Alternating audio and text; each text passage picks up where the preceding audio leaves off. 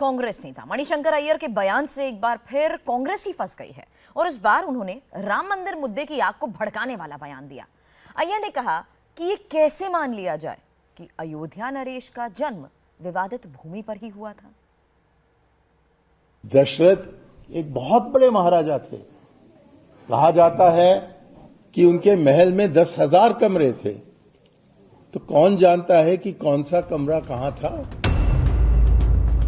एक बार फिर मणिशंकर अय्यर के बयान पर भीषण सियासी संग्राम मचने वाला है। एक बार फिर चुनाव का वक्त है और एक बार फिर मणिशंकर अय्यर के बयान ने कांग्रेस को बुरी तरह फंसा दिया है। अब तक मणिशंकर अय्यर मोदी और पार्टी को लेकर बोलते थे, लेकिन इस बार उन्होंने भगवान राम के अयोध्या में होने और न होने के अस्तित्व को चुनौती दे दी है। मणिशंकर अय्यर के इस रामायण ज्ञान पर अब महाभारत तय है। मंदिर वहीं बनाने का क्या मतलब बना। दशरथ एक बहुत बड़े महाराजा थे। कहा जाता है कि उनके महल में 10,000 कमरे थे, तो कौन जानता है कि कौन सा कमरा कहां था। मणिशंकर अय्यर का कहना है कि महाराज दशरथ के महल में 1,000 कमरे थे और यह जरूरी तो नहीं कि जहां भगवान राम ने जन्म लिया वो विवादित स्थल ही है। अब इस बयान पर सोशल मीडिया में गदर मचा हुआ है। बीजेपी वाले मणिशंकर अय्यर से पूछ रहे हैं कि आपके बर्थ सर्टिफिकेट में कमरे का भी जिक्र है क्या।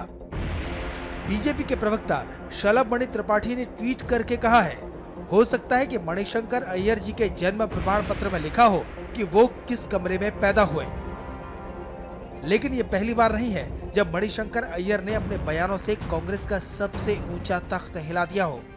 पिछले साल अप्रैल में पार्टी अय्यर से इतनी नाराज हो गई थी कि उनकी प्राथमिक सदस्यता तक छीन ली थी, लेकिन इसके बाद भी मणिशंकर अय्यर का मन नहीं बदला है।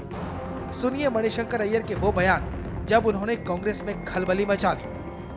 नरेंद्र मोदी कभी भी देश के प्रधानमंत्री नहीं बनेंगे, नहीं बनेंगे, नहीं बनेंगे। लेकिन यहाँ आकर चाय का वितरण करना चाहते हैं तो हम उनके लिए कुछ जगह बना रखते हैं। अब इस परिवार के बारे में ऐसी गंदे बातें कहें, मुझको लगता है कि ये आदमी बहुत नीच किस्म का आदमी है, इसमें कोई सभ्यता नहीं है।